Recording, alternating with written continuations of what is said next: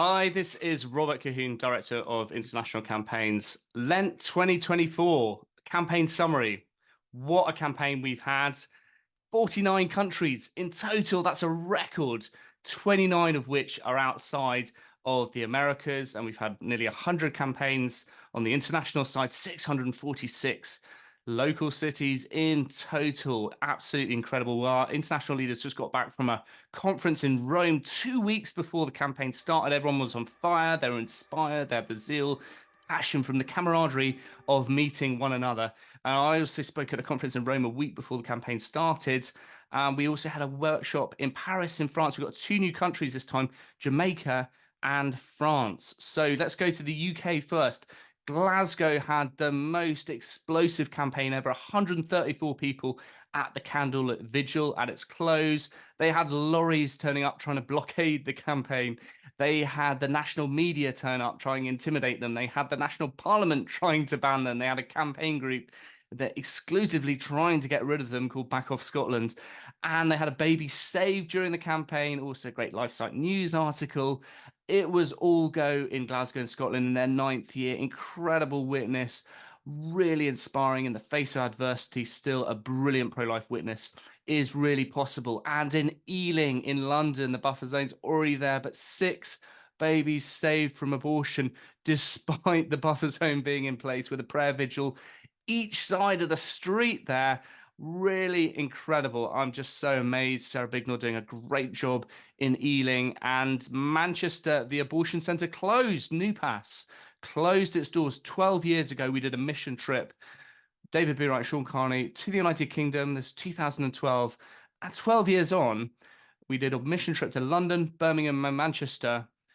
This is the trilogy. We've had an abortion centre closed in London, one closed in Birmingham, now one closed in Manchester. So to God be the glory. Who would have thought it that over a decade on, we'd see an abortion centre closed in each of those locations? How beautiful and amazing.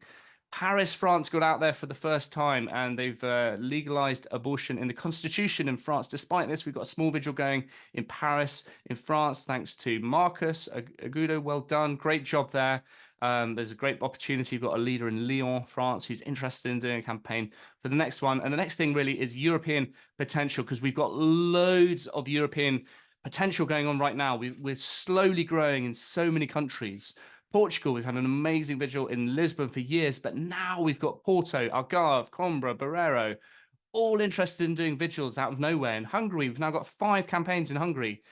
Budapest has spread the mission across Hungary. We've now got 5 different campaigns in Poland. A major pro-life organisation is now putting their hand up saying, right, we want to do something. Despite the liberalisation of the abortion law on the cards politically in Poland, represents a major opportunity for development.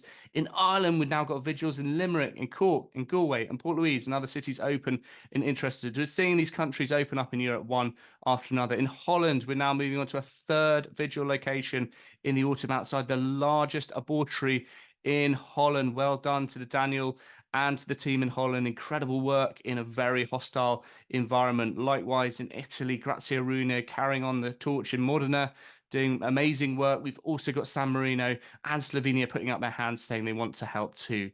Now, amazing mission trip to Jamaica this year. I went with Hayward Robinson and Daphne Robinson. Jamaica's got more churches per square mile than anywhere else in the world. It's a country known for reggae, for Bob Marley, for Olympic champion sprinters. They've got a very relaxed national temperament. Of course, it's the first tropical country to enter the Winter Olympics. If you've seen the film Cool Runnings, go out there and watch that film. And they had 6 babies saved in their first time campaign. Problems with the abortionist being aggressive on the first day. Explosive and inspiring campaign. Abortion's illegal in Jamaica, but still happening 28 to 60 times a day in a country of less than 3 million, where the population fertility rate is 1.9 below the replacement level. The leader is Dr. Daniel Thomas from the Love March movement. He's got the zeal, the passion, the intensity, the mission experience, discipleship to get something off the ground. He committed his life to Christ age 12, now works as a doctor with a young family. And so we got the front page of the national newspaper, extensive media coverage. Montego Bay's interested in doing a campaign now. Many Christians, pro-lifers, willing to talk about abortion, to think about it, and raise the profile of the pro-life movement there. So we had a beautiful breakfast for church pastors, and so nice to see the authenticity of the churches, of their mission, the potential for fruitful spiritual mission as well, setting a precedent for the whole region, the Caribbean, saving many more lives too. Well, quick shout out to a few leaders. Also, we have Sister Maria Fidelis in Taiwan, an island of 23 million people, and she is reaching people in all the cities in Taiwan. Just we're so proud of you doing amazing work. You're setting precedent for a whole of Asia. Keep up the incredible work. We need more nuns like you.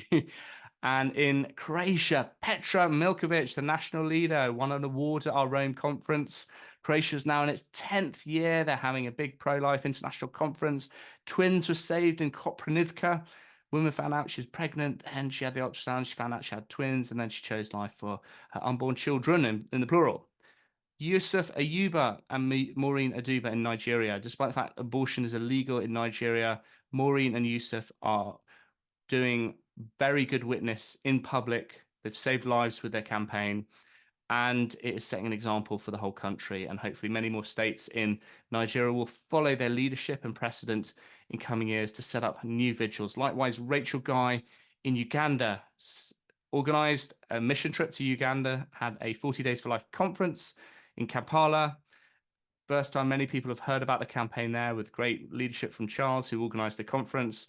Wonderful work there. Thank you, Rachel, for taking our mission to Africa. We hope that many more countries will sign up and be inspired thanks to your witness. God bless our leaders in Australia, New Zealand, in Brisbane, Perth, Wellington, and Auckland. Praying outside the buffer zone, Brendan Wong, Steve Klomp, Maria Hammond, Simon Archer, the leaders. Thank you for what you do. You're very much part of the 40 Days for Life family, and we value and appreciate your prayers and witness too. So we're still getting reports of babies saved. We're collecting the results and the impact at the moment.